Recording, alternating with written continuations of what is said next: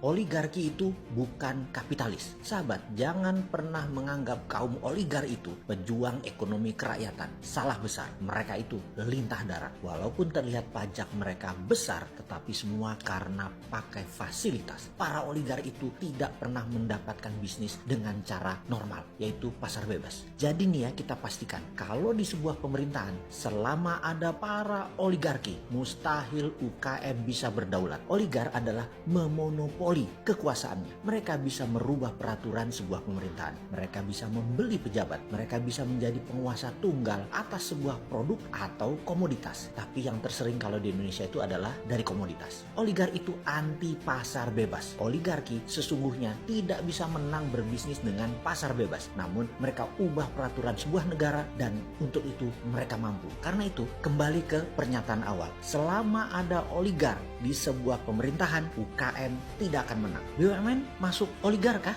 Ya, pasti. Karena itu saya jauh-jauh hari kalau ini adalah prinsip saya pribadi. Yaitu saya mengatakan saya anti negara berbisnis. Karena itu pelanggengan oligarki. Dan itu anti ekonomi kerakyatan, anti UKM. Tidak mungkin sila kelima akan terjadi di Indonesia. Yaitu keadilan sosial bagi seluruh rakyat Indonesia. Tidak mungkin. Bullshit aja bisa nolong UKM, bisnis kerakyatan, namun masih ada BUMN dan oligarki swasta berkuasa. Itu adalah sebuah prank besar. Kalau ada pejabat mengatakan bisa mengangkat UKM dari tidur panjang selama ini untuk bisa bangun, berdiri, dan berlari menguasai dunia. Oligarki akan berusaha mematikan persaingan dan mematikan liberalisme pasar bebas. Bacanya adalah menggembosi dan membatasi UKM. UKM harus hilirnya mereka. UKM boleh bikin gerobak mie jutaan, tapi mie-nya dari mereka. Boleh punya warung bakso jualan, tapi dagingnya dari mereka. Boleh punya kafe, kopi ratusan ribu tumbuhnya, tetapi kopinya, gulanya dari mereka. Itu oligarki cara bekerjanya. Sisi lain, bank sesungguhnya adalah sistem kapitalis yang ditunggangi globalis dan oligarki. Kalau oligarki berkuasa di sebuah negara, maka globalis berkuasa di multi negara. Dan sama, globalis cabal ingin memonopoli. Contoh, WhatsApp, IG, dan Facebook pemiliknya sama. Google, Amazon, Microsoft bisa dikatakan penguasa mutlak di bidangnya. Walaupun tidak monopolistik sifatnya, namun oligopoli. Sedikit orang mengendalikan pasar tertentu. Microsoft sudah ratusan kali digugat di berbagai dunia dalam urusan bisnis memonopoli ini dan selalu bisa selamat. Di Amerika sendiri, Microsoft sudah 2 kali dituntut oleh Kongres dan selamat. Hebat memang para globalis itu. Rothschild memonopoli dolar dan tidak pernah ada yang bisa nuntut. Begitu juga keluarga Oppenheimer dengan berlian The Beer-nya. Panjang kalau kita cerita tentang globalis cabal. Diurai perlahan satu-satu. Panjang, sabar ya, nanti kita akan sampai sana. Bahkan, bank adalah bentuk sebuah sistem ekonomi yang memenangkan sistem kapitalis ala globalis. Hanya yang punya jaminan yang bisa pinjam.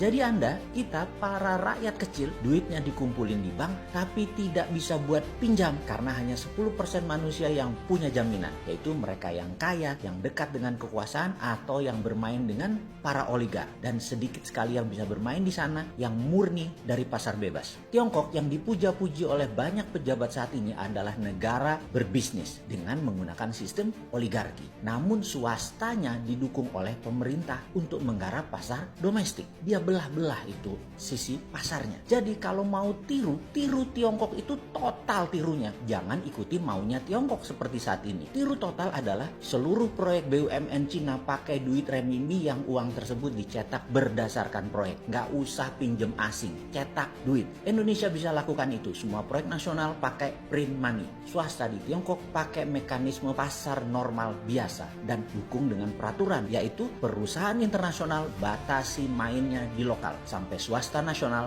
menang. Jadi swasta nasional dilindungi pemerintah untuk melawan pebisnis asing. Sementara BUMN dan APBN garap bukan pasar nasional dalam tanda petik, tetapi pasar internasional dan proyek negara. Oligar asing masuk Tiongkok, dirangkul BUMN dan negara untuk garap pasar internasional. Kita juga bisa lakukan hal yang sama. Jangan oligar asing masuk malah untuk kuasai pasar lokal. Mati UKM bos.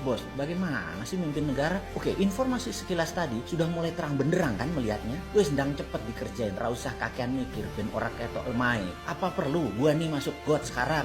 Ntar pada panik lagi, nesu, marah-marah, kirim buzzer. Ya sudah, pakai aja idenya. Awas ya nggak dijalani, gua masuk gorong-gorong beneran nih.